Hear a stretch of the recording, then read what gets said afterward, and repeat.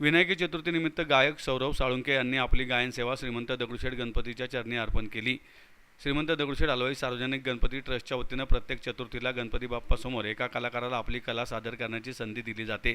त्याचाच एक भाग म्हणून साळुंखे यांनी आपली कला सादर केली।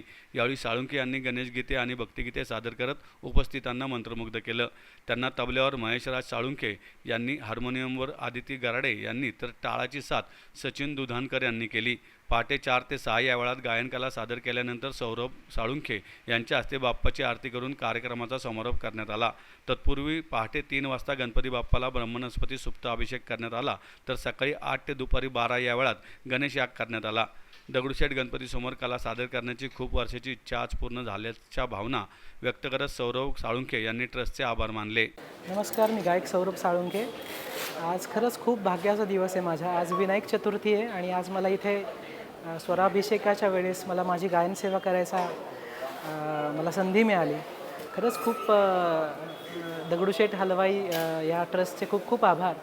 आणि खूप वर्षांपासून माझी इच्छा होती बाप्पाची सेवा करायची, तर आज खरंच श्रीमंत दगडूशेठ गणपती हलवाई ट्रस्ट यांचा खूप खूप आभार आणि धन्यवाद। जय गणेश।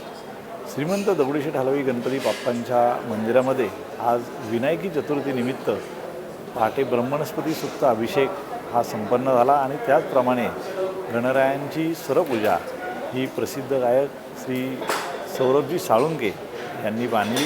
अतिशय सुश्राव्य असं गायन, ही गायन सेवा त्यांनी श्रींचरणी समर्पित केली।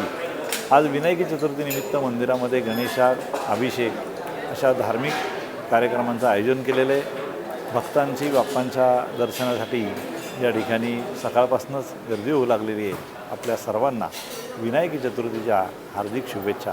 धन्यवाद। जय गणेश।